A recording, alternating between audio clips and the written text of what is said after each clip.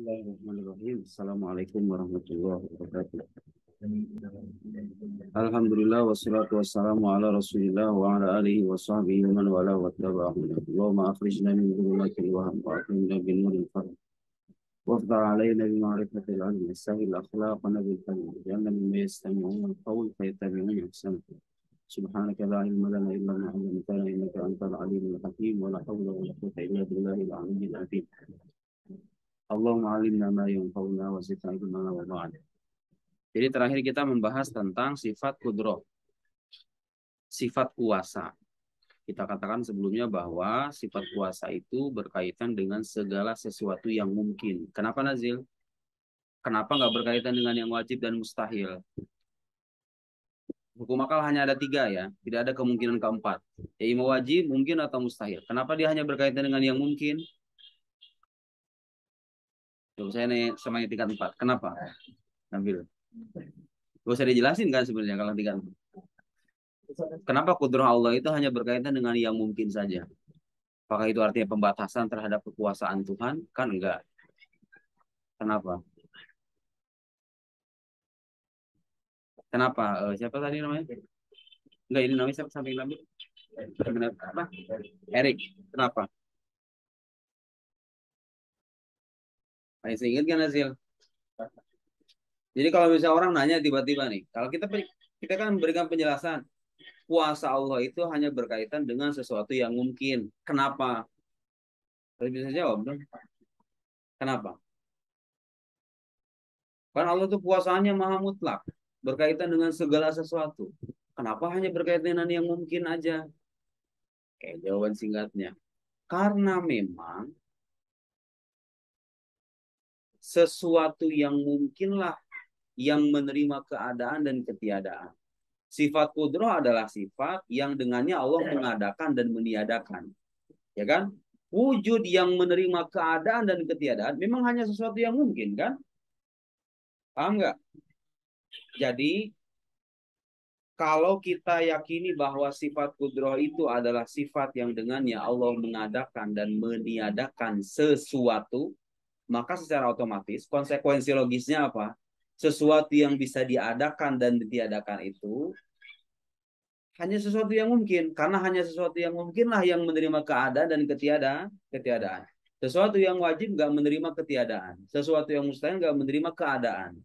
Yang menerima keadaan dan ketiadaan, maksudnya apa menerima keadaan dan ketiadaan? Bisa diadakan dan ditiadakan. Itu hanya sesuatu yang mungkin. Jadi memang konsekuensi logisnya begitu. Bukan berarti kita membatasi kuasa Allah ya. Bukan bermakna pembatasan. Tapi karena memang dengan pengertian seperti itu, kuasa Allah adalah sifat yang dengan ya Allah mengadakan dan meniadakan. Dengan pengertian seperti ini, maka keterkaitan sifat ini hanya berkaitan dengan sesuatu yang bisa diadakan. Karena kuasa Allah mengadakan, berarti harus bisa diadakan kan? Dan Allah meniadakan, berarti sesuatu harus bisa ditiadakan. Yang bisa diadakan dan tiadakan itu hanya sesuatu yang mungkin. Jadi saya jelaskan kemarin ada tiga macam ta'aluk. Ada ta'aluk soluhul qadim, ta'aluk tanjizi hadis. Ada juga istilah ta'aluk qabdiyah, ta'aluk qabdiyah. Kita sudah paparkan itu ya. Nah, sekarang untuk memahami ini ada ketentuan begini ya. Untuk memahami sifat yang satu ini, kita sekarang akan bahas tentang sifat iroda. Ada satu kaidah yang perlu kita pahami begini. Dan kaidah ini juga yang menjelaskan kenapa alam semesta itu harus membutuhkan pencipta. Perhatikan. Kalau sekarang ada dua sisi, bayangkan. Saya sering ngasih permisalan dengan timbangan. Masih ingat gak dulu permisalan yang saya kasih tentang timbangan? Jadi kalau misalnya kita pergi ke pasar, ada dua sisi timbangan, kanan dan kiri. Sama, tiba-tiba kemudian sisi yang satu terberatkan dari sisi yang lain. Pertanyaannya adalah, menurut akal sehat kita, dua hal yang tadinya setara atau sama, kemudian tiba-tiba terberatkan, mungkin nggak kalau terberatkannya sisi yang satu itu dengan dirinya sendiri tanpa adanya sebab? Kita tanya sama akal sehat kita, mungkin nggak kalau kita pergi ke pasar nih, lihat timbangan setara tadinya, 1 menit kemudian kita lihat lagi ternyata sudah terberatkan. Mungkin nggak kalau itu terjadi tanpa adanya sebab? Tidak mungkin ya. Itu bittifaqil uqala.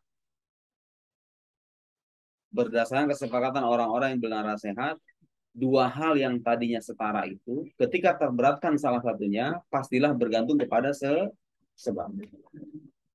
Paham ya? Ini pahami kaidah ini dengan baik. Dan kenapa tadi saya katakan inilah kaidah yang menjelaskan alasan rasional kenapa alam semesta harus memiliki pencipta.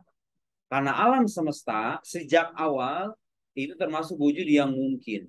Bisa jadi ada, bisa jadi tidak.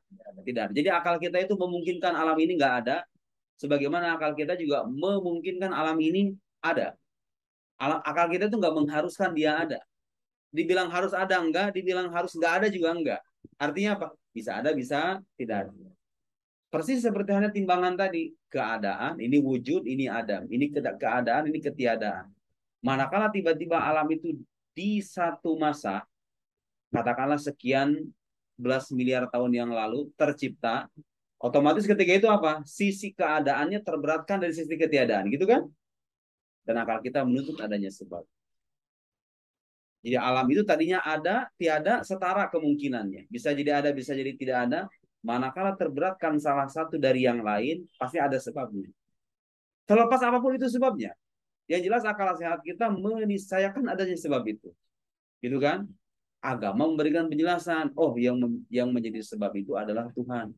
Allah Subhanahu wa taala. Jadi nama Allah itu bukan akal kita yang menentukan. Jadi kalau ada orang ateis mengatakan, ya kita sepakat kalau itu ada sebabnya. Tapi kenapa harus Allah? Itu persoalan lain ya. Penamaan itu persoalan lain. Argumen atau dalil rasional kita hanya menyimpulkan bahwa alam itu pasti ada sebabnya. Sebabnya itu siapa? Itu agama, itu domain agama yang berikan, itu wahyu yang memberikan penjelasan. Tapi kenapa namanya harus Allah? Ya wahyunya mengatakan begitu. Ya tapi itu soal keimanan saja. Itu kan soal keimanan orang beragama aja. Orang Islam mengimani wahyu itu Al-Quran, orang Kristen mengimani wahyu itu berupa Bible, orang Yahudi mengimani Torah dan seterusnya. Tinggal kita uji saja mana wahyu yang sesungguhnya benar itu. Gimana caranya kalau pengen kita menguji wahyu yang kita terima itu benar atau tidak, gimana cara mengujinya? Itu sering terjadi loh ya. Pertanyaan begitu. Kamu kan percaya ini katanya berasal dari wahyu, ini Quran wahyu, ini wahyu. Cara membuktikan kalau wahyu itu benar-benar ada gimana? Kan nggak kelihatan. Tuhan sendiri nggak kelihatan. Gimana caranya? Jawabannya gimana? Kalau suatu ketika ada orang mempertanyakan, agama ini kan berbasis pada wahyu. Semua yang kita terima ini dalil-dalil nakli, kecuali dalil-dalil akli ya. Dalil-dalil tekstual yang kita terima dari Quran dan Sunnah dalam berbagai disiplin ilmu, itu kan basisnya adalah wahyu. Tuh ada orang yang nanya sejak awal begini, itu wahyu itu gimana caranya kita membuktikan kalau dia benar-benar ada? Hah? Kebenaran sesuatu itu, kita katakan, untuk membuktikan sesuatu itu benar terjadi atau enggak, sandaran utama kita bukan hanya panca indera. Itu harus kita sepakati ya. Tetapi apa? Wahyu itu adalah informasi. Itu harus kita tahu. Informasi yang disampaikan oleh seorang nabi. Oke? Okay? Dalam Islam misalnya ada orang namanya Nabi Muhammad Shallallahu Alaihi Wasallam. Oke? Okay? Nabi Muhammad ini yang mengklaim dirinya sebagai nabi dan menerima wahyu, menyampaikan wahyu ini kepada sahabat-sahabatnya, dari para sahabatnya disampaikan lagi kepada generasi selanjutnya sampai kepada kita sekarang. Berarti kalau begitu, karena dia berupa informasi, maka pengujiannya itu harus berbasis pada metode pengujian informasi itu sendiri. Paham nggak? Jadi sekarang kita mengklaim bahwa wahyu Allah itu termaktub dalam Al-Quran. Sekarang kita buktikan apa buktinya kalau Al-Quran itu benar-benar dari Nabi Muhammad. Ada riwayat yang disampaikan secara mutawatir oleh orang banyak dan bersambung. Jadi kalau kita nanya para ahli Quran, dari mana Quran yang kita baca sekarang itu berasal? Nih, guru saya menerima dari fulan, ini jalur sanadnya sampai kepada Nabi Muhammad. Sekarang pertanyaannya, gimana membuktikan bahwa Nabi Muhammad itu benar-benar menerima wahyu? Kan kita nggak menyaksikan langsung. Nah, kenyataan bahwa kita nggak menyaksikan langsung, itu tidak bisa dijadikan alasan bahwa wahyu itu tidak ada. Saya ulangi, ketidakmampuan kita menyaksikan proses turunnya wahyu bukanlah alasan yang benar untuk menafikan keberadaan wahyu itu sendiri. Terus gimana caranya kita bisa tahu bahwa Nabi Muhammad itu benar-benar menerima wahyu? Dilihat kepribadiannya. Karena kan itu klaim Nabi Muhammad mengatakan saya adalah Nabi. Dilihat ketika kita mendengar orang mengklaim sesuatu, wajar kalau kita memverifikasi atau meneliti riwayat kehidupannya, ya kan? Itu pembohong atau bukan? Ya kan? Sama halnya kalau sekarang kita baca berita nih, coba antum kalau bisa baca berita, baca Kompas, baca Detik, baca Tribun dan lain-lain, antum pasti mempertimbangkan ini sumber terpercaya apa enggak? Pernah bohong apa enggak? Ini mah sumber ini sering bohong. Kira-kira percaya nggak sama sumber itu kalau misalnya dia ngabarin sesuatu? Minimal kita ragu kan? Itu dalam kehidupan sehari-hari pun kita melakukan pengujian itu kan, secara tanpa kita sadari. Ada teman antum yang dikenal jujur, yang satu lagi pernah bohong. Yang satu lagi tukang bohong. Penerimaan kita berbeda kan? Sama yang jujur, pernah berbohong, dan tukang bohong. Ya kan? Kalau yang tukang bohong ini kalau udah ngomong langsung dilemparin gitu aja. Ya kan? Kalau yang pernah bohong, paling kita pertimbangkan dulu. Kalau informasi dari yang pernah bohong ini dikuatkan sama yang tidak pernah bohong, kita langsung percaya. Sebagai bukti apa? Bahwa penerimaan kita akan benarnya sebuah informasi itu sedikit banyak bergantung pada pengetahuan kita tentang sumber, keterpercayaan sumber itu sendiri. Pilihan kehidupan Nabi Muhammad seperti apa? Oh, sosok yang jujur. Kehidupannya komplit dijelaskan dalam kitab-kitab sirah, ya kan, kepribadiannya.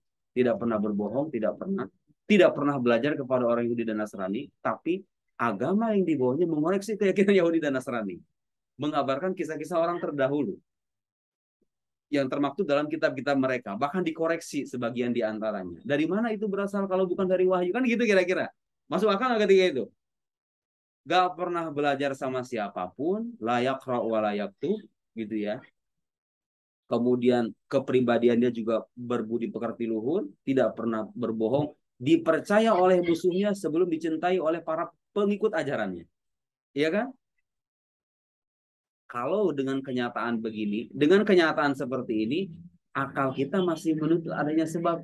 Itu dari mana Muhammad mendapatkan itu? Sebabnya dari mana? Asal muasalnya dari mana? Kan gitu kan? Pada akhirnya tidak ada jawaban yang lebih masuk akal. Kecuali informasi itu berasal dari pencipta alam semesta itu sendiri. Terbuktilah bahwa beliau menerima wahyu, ya kan? Sampai kepada kita sekarang. Nah, kalau sekarang hadis dan Quran, sunnah dan Quran yang kita terima sekarang terbukti sahih dari Nabi Muhammad dengan metode penyeleksian riwayat yang diwariskan oleh para muhaddisun, oleh kalau dalam Al-Quran misalnya para qurra, para ahli ilmu qiraat dan seterusnya, maka kita bisa jadikan ini sebagai sandaran dalam berdalil dan berargumen. Oke, di samping dari rasional. Kita kembali ke sini ya. Jadi asas atau landasan utama untuk memahami ketentuan dari sifat yang akan kita bahas ini, itu istilah yang tadi saya sebut apa? Kalau ada dua kemungkinan yang tadinya setara, kemudian dia terberatkan dari sisi yang lain. Kalau Anda menafikan adanya sebab itu dalam istilahnya dalam kalam apa? Tarjih bila murajjih. Tarjih itu apa artinya tarjih? Tarjih itu pemberatan.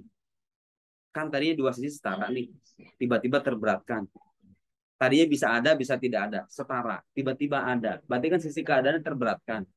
Kalau Anda menafikan, oh nggak ada sebabnya, itu ada dengan dirinya sendiri. Nah, itu istilahnya dalam kalam namanya apa? Tarjih bila murajjih. Itu mungkin atau mustahil? Mustahil, ya, mustahil. Itu sebagai bukti bahwa umat manusia ini, kita sebagai orang yang berakal sehat ini, percaya dengan hukum sebab akibat. Ya. Nah, sekarang lihat. Sekarang ketika kita melihat fenomena dan kejadian yang ada alam semesta ini, termasuk keberadaan diri kita. Saya lahir di Sukabumi pada tahun 1994 di negara Indonesia. Sukabumi bagian Jampang Tengah. Pada waktu atau jam tertentu. Berat badan saya ketika itu sekian kilo. Di sama dukun beranak. Saya dulu lahirnya kata sama dukun beranak. Antum ngalamin nggak dukun beranak? Sekarang kan udah nggak zaman ya. Saya lahir oleh dukun beranak. Itu adalah kenyataan. Sekarang saya tanya. Saya lahir tahun 1994. Mungkin nggak menurut akal sehat kita, saya lahir di tahun yang lain? Mungkin atau enggak? Ya mungkin dong. Saya bisa aja 94, 95, itu semua setara kemungkinan itu kan. Sebelum saya terlahir. Sebelum saya terlahir, ada kemungkinan nggak saya lahir 94, 95, itu semua mungkin atau enggak? Mungkin. Mungkin aja saya lahir 2022, mungkin atau enggak? Mungkin. Saya lahir di daerah Jampang. Mungkin saja saya lahir di daerahnya istrinya Nazilin, di Cicurug. Mungkin atau enggak? Sebelum saya terlahir, mungkin kan? Mungkin. Berat badan saya katakanlah misalnya 2 kilo atau 3 kilo. Mungkin enggak? Saya terlahir dengan berat badan 5 kilo. Mungkin atau enggak? Mungkin. Kalau tiba-tiba ketika dewasa, saya menikah. Menikahnya tahun 2019, 2020. Kalau saya menikah tahun 2025, mungkin atau enggak? Semua itu mungkin. Setara atau enggak itu kemungkinannya? Saya nikah 2020 dengan 2025. Setara atau enggak? Nah, sekarang siapa? Sekarang begini enggak? Ketika misalnya kita ambil ya, contoh yang tadi. Saya lahir 94. Sementara mungkin aja terlahir 95, 96. Berarti kan ada yang terkhususkan tuh, ya enggak? 94, 95 itu semuanya setara pada mulanya. Ketika yang 94 ini yang terberatkan, berarti ada sebab atau enggak? Harus ada sebab. Jadi ini ketentuan yang rasional ya, ketentuan yang masuk akal. Manakala ada kemungkinan-kemungkinan yang bertolak belakang, tiba-tiba terkuatkan salah satunya, berarti ada sebabnya. Sepakat nggak itu? Sepakat. Tanpa kita mengutip ayat Quran apa namanya dan sabda Nabi Muhammad SAW, akal kita sendiri akan membenarkan itu. Pertanyaannya sekarang, siapa atau apa sebab yang menghususkan kemungkinan pada diri saya lahir pada tahun 94 dengan ukuran badan 2 kilogram atau 3 kilogram. Kemudian lahirnya di negara Indonesia lagi, bukan di Malaysia, bukan di Brunei, bukan di Australia, bukan di London. Padahal saya itu semua mungkin. Sekarang siapa yang menghususkan itu? Nah, tapi sekarang pertanyaan saya begini, masuk akal nggak ketentuan bahwa di setiap kemungkinan yang bertolak belakang itu harus ada sebab. Kalau salah satunya terberatkan, masuk akal atau enggak? Masuk akal ya. Karena tujuan kita ngaji ini membuktikan bahwa setiap akidah yang kita peluk sebagai seorang muslim, dari mulai tentang ketuhanan, kenabian sampai hal gaib, semuanya punya landasan yang rasional, yang masuk akal. Masuk akal nggak itu? Nah, itu sekarang akan kita bahas. Paham itu kaidahnya ya? Nanti ada istilah namanya taksis, harus dipahami. Taksis itu artinya penghususan. Tadi yang saya maksud taksis itu ya, Intan ini sekarang tinggal di Kairo. Mungkin nggak dia di saat yang sama sekarang, dia itu tinggal di, ya sekarang kelihatan dia tinggal, sebelum dia tinggal di sini. Sebelum dia pergi ke Kairo, tahun berapa? Mana sih? 2019. Sebelum mereka pergi ke 2019, mungkin nggak pergi ke London, ke Australia, ke Brazil misalnya, mungkin atau enggak? Semua itu mungkin. Manakala dia pergi ke Kairo, berarti terkhususkan kemungkinan itu kan? Nah, itu namanya taksis ya. Penghususan itu maksudnya begitu. Ada kemungkinan yang tadinya setara dan itu bertolak belakang, London dengan Kairo. Itu kan sama-sama mungkin. Tiba-tiba dikhususkan yang di Kairo. Dan sampailah dia di kota Kairo. Berarti ada penghususan kan? Nanti ada istilahnya mukhasis. Ketika ada taksis, ada penghususan, berarti ada yang menghususkan, ya kan? Dan dialah yang menjadi sebab. Menjadi sebab di mana salah satu kemungkinan yang tadinya bertolak belakang itu menjadi terberatkan, terpilih, terkuatkan. Paham? Wajib haqqi ta'ala al-iradah. Halaman 34 ya. Cetakan terus apa?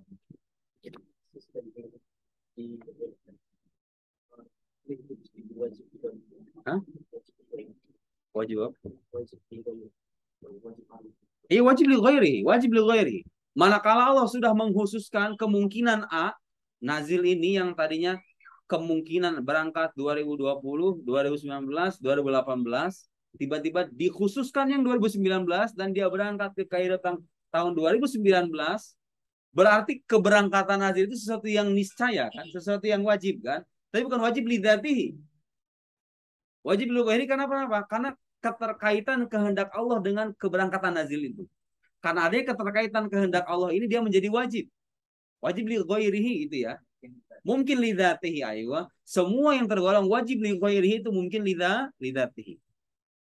Paham ya? Allah misalnya tahu dengan pengetahuannya yang azali bahwa saya pada waktu ini jam segini di tempat ini akan mengajar. kenyataan saya mengajar ini sesuatu yang mungkin atau wajib. Dilihat pada dirinya sendiri itu karena bisa jadi ada, bisa jadi tidak ada. Tapi dilihat keterkaitan dengan pengetahuan Allah yang azali. Karena kalau Allah sudah mengetahui, pastilah itu sesuatu akan terjadi. Enggak, sorry. Kalau Allah sudah mengetahui sesuatu itu akan terjadi, maka pastilah dia akan terjadi. Karena enggak semua yang Allah ketahui itu terjadi. Kalau Allah mengetahui sesuatu tidak akan terjadi, tidak akan terjadi. Kalau Allah mengetahui sesuatu itu terjadi, berarti dia akan terjadi.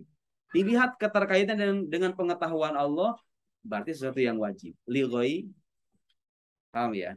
Kata layal tabis. Jadi jangan melihat kok bisa jadi wajib, nggak, itu wajib karena sesuatu yang lain, bukan dilihat pada dirinya sendiri. Paham ya? Wajib fiqitana al iroda, wajib bagi Allah Subhanahu wa taala al iroda itu sifat iroda, kehendak. Wa irodatu al masyiah. Dan sinonimnya adalah masyiah. Jadi kalau disebut kata istilah iroda, masyiah bimana wahid. Apa?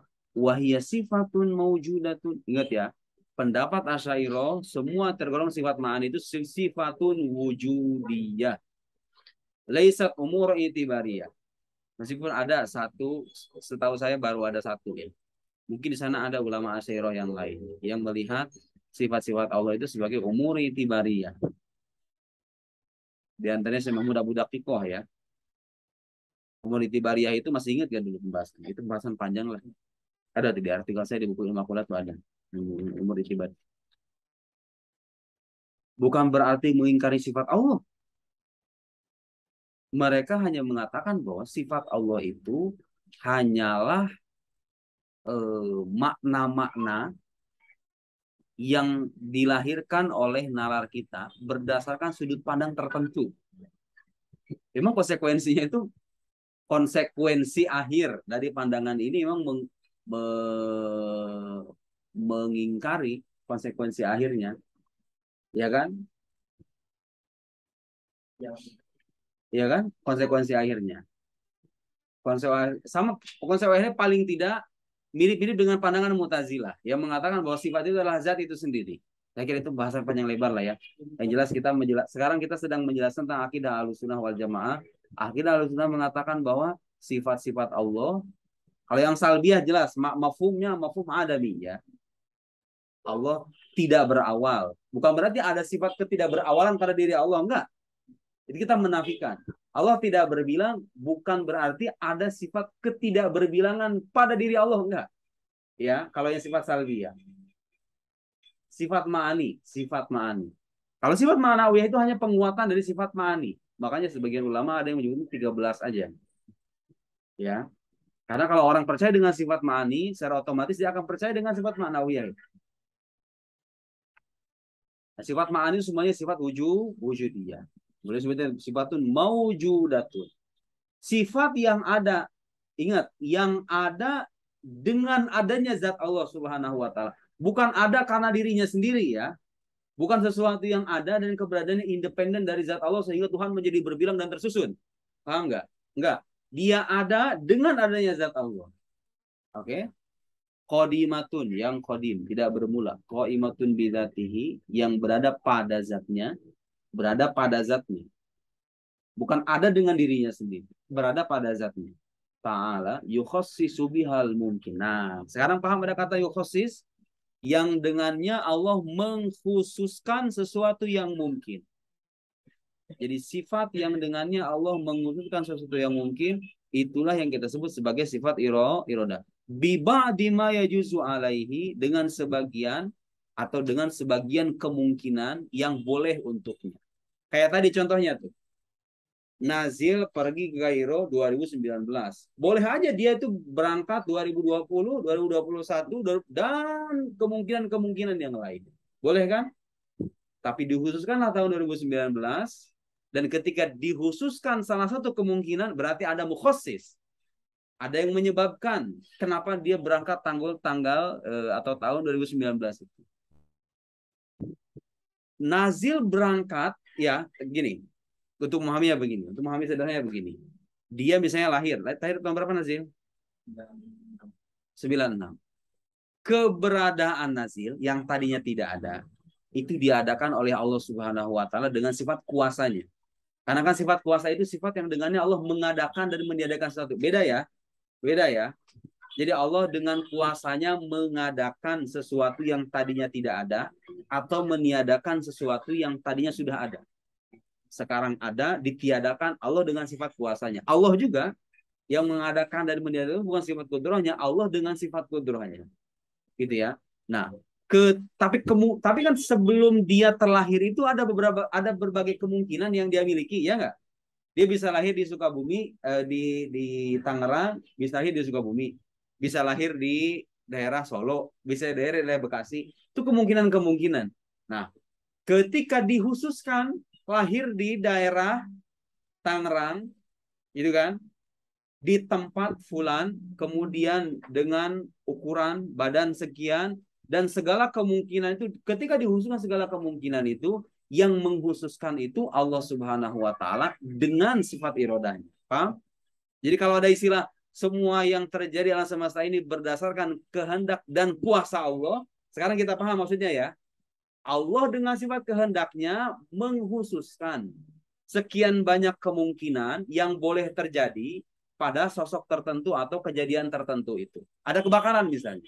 Di daerah mana? Di daerah Tomang. Oh, kenapa kok di daerah Tomang?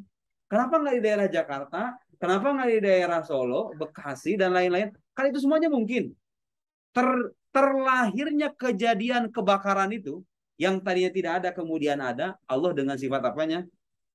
Dengan sifat enggak. Yang tadinya tidak ada kemudian ada, diadakan, jelek begini terjadi kebakaran begini. Dengan sifat kudrahnya. Kan dengannya Allah mengadakan dan meniadakan. Ya kan?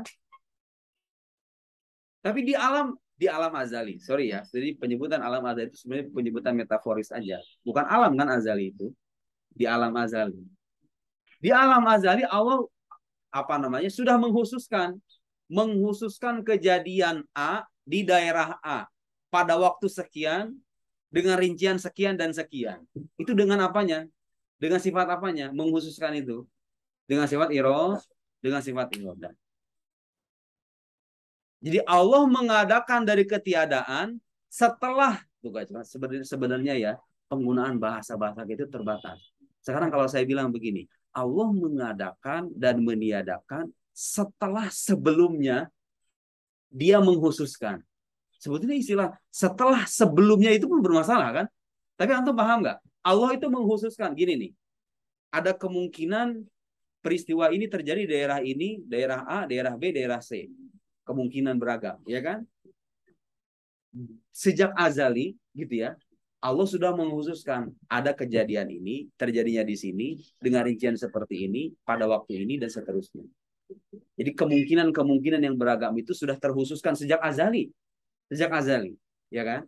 Manakala dia terwujud di alam nyata, terjadilah kebakaran, persis seperti yang Allah kehendaki di alam azali itu. Ketika dia terlahir, ketika dia terciptanya sesuatu yang tadinya tidak ada kemudian ada itu dengan Allah dengan sifat kuasanya. Adapun penghususan atas berbagai kemungkinan yang dimiliki oleh sesuatu itu dengan sifat irodah. Paham? Nah, Allah mengadakan atau meniadakan dengan sifat kudroh, menghususkan dengan sifat irodah, dan apa yang diputuskan oleh irodahnya Allah itu pastilah sesuai dengan pengetahuannya. Dengan sifat ilmu yang nanti akan kita bahas juga. Jadi begini, sebelum segala, sekarang kita ambil contoh satu aja ya. Apa misalnya? Kita kembali contoh Nazil tadi. Allah Subhanahu wa Ta'ala tahu tentang segala sesuatu. Bukan cuma kasus yang itu aja. Semua yang terjadi itu Allah ketahui. Itulah mana iman kepada qadar dan qadar itu begitu ya. Karena ada sebagian orang yang kadang nggak paham. Maksudnya apa iman kepada qadar dan qadar itu? Enggak, iman kepada qadar dan qadar itu maksudnya. Qadar itu maksudnya apa? Pengetahuan Allah di alam azali tentang segala sesuatu yang terjadi sekarang. Pengetahuan Allah tentang segala sesuatu. Itu namanya qadar. Ada sebagian ulama yang membalik maknanya. Qadar itu yang pengetahuannya, qadar itu pengejawantahan dari pengetahuan itu. Jadi Allah sebelum nazil ada, tahu dia akan tercipta. Itu namanya qadar ya. Atau katakanlah itu qadar. Karena dibalik maknanya, tapi maknanya sama gitu ya. Allah tahu dengan apa, Allah tahu sebelum nazil tercipta dia akan tercipta. Itu namanya qadar. Manakala dia benar-benar tercipta itu namanya qadar. Atau dibalik, Allah tahu nazil akan tercipta itu namanya qadar. Ketika dia benar-benar tercipta itu namanya qadar. Jadi kewajiban beriman kepada qadar dan qadar itu intinya apa? Kita diminta percaya bahwa segala sesuatu itu sebelum dia tercipta dan terjadi sudah diketahui oleh Allah. Sebagaimana kita juga diminta percaya bahwa apa yang terjadi sekarang ini sesuai dengan pengetahuan Allah. Itu namanya qadar. Jadi kita percaya bahwa Allah itu mengetahui segala sesuatu, juga percaya bahwa segala sesuatu itu hanya terjadi berdasarkan pengetahuan Allah. Itu namanya qadar itu begitu ya. Perhatikan. Allah tahu dengan sifat ilmunya. Nah, kemudian kan tadi kita katakan segala sesuatu itu, entah itu manusia, binatang, berbagai kejadian peristiwa yang kita saksikan ini memiliki banyak kemungkinan, ya kan? Sekarang misalnya itu suara motor, ada suara motor kencang. Kenapa harus terjadi jam sekarang? Kan bisa aja jam setengah 5, jam setengah 3. Itu kan kemungkinan yang sama-sama setara kan? Nah, sejak azali, sebelum motor ini ada, sebelum segala sesuatu tercipta dan ada, Allah sudah mengkhususkan kemungkinan-kemungkinan itu. Kapan sesuatu ini terjadi? Di tempat yang mana? Kalau dia berupa manusia, panjang pendeknya seperti apa? Karakternya seperti apa? Sudah Allah tentukan. Ya. Manakala dia mewujud di alam luar, mewujud di alam nyata, terlahirlah nazil ini, yang tadinya sudah Allah ketahui, sudah Allah khususkan, berbagai kemungkinan yang dimilikinya, kemudian dia tiba-tiba tercipta di alam nyata, itu Allah dengan sifat kuasa atau sifat kudrat. Paham nggak? Jadi tidak akan ada mungkin pertentangan antara pengetahuan Allah, kehendaknya, dan kuasanya. Paham ya? Dan jangan pernah membayangkan bahwa itu berurutan ya.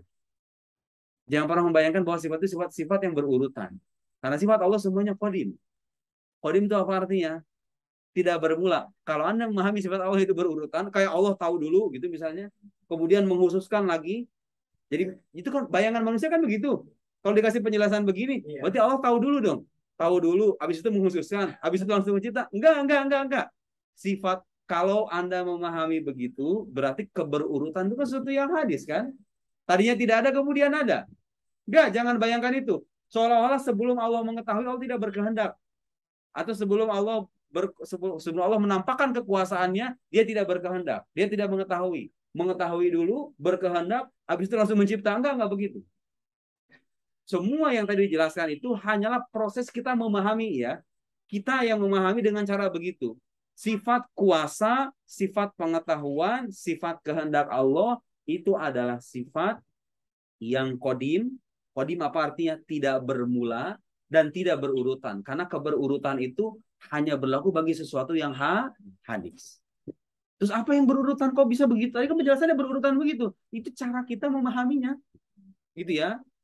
Bukan keberurutan dalam sifat Tuhan itu sendiri. Paham ya?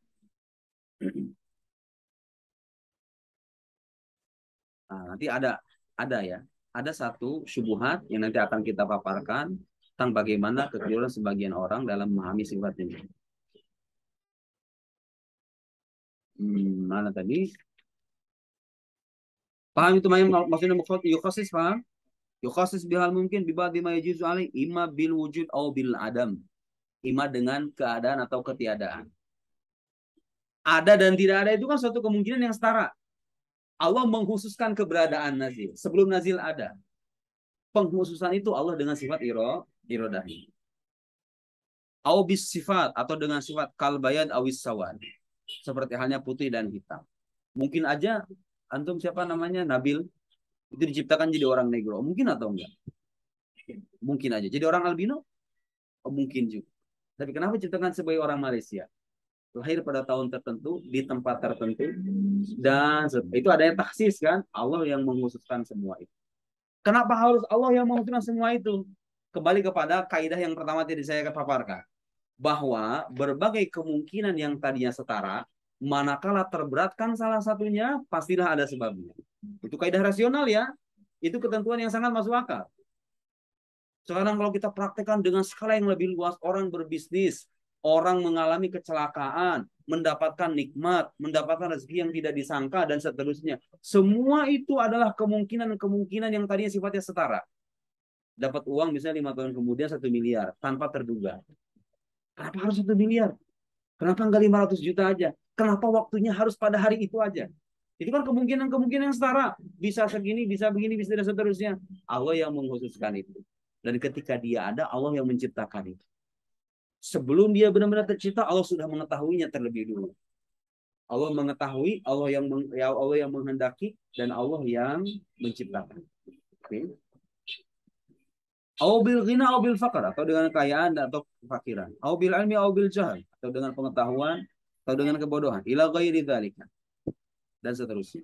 Kal maqadir katul awil qasr, seperti hanya ukuran panjang dan pendek. Semua itu adalah kemungkinan yang tadinya bersifat setara, ya. Manakala terkhususkan berarti ada yang menghususkan. Wakal azminah, dan waktu. Kakaunihi fi zamani Ibrahim atau fi zamani Isa alaihi wassalam. Seperti halnya di zaman Nabi Ibrahim atau zaman Nabi Isa alaihissalam. Mungkin nggak ada terjadi di zaman Nabi Ibrahim. Mungkin ya, mungkin aja. Mungkin nggak, waliyadzubillah. Jadi pengikutnya Namrud. Mungkin, semua itu mungkin. Tapi itu nggak terjadi. Karena ada sosok yang menghendaki itu tidak terjadi.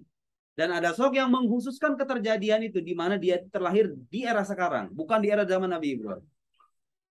Jadi jadi akidah yang kita peluk itu bukannya bertanya dengan, malah dia menguatkan hukum akal, ya kan?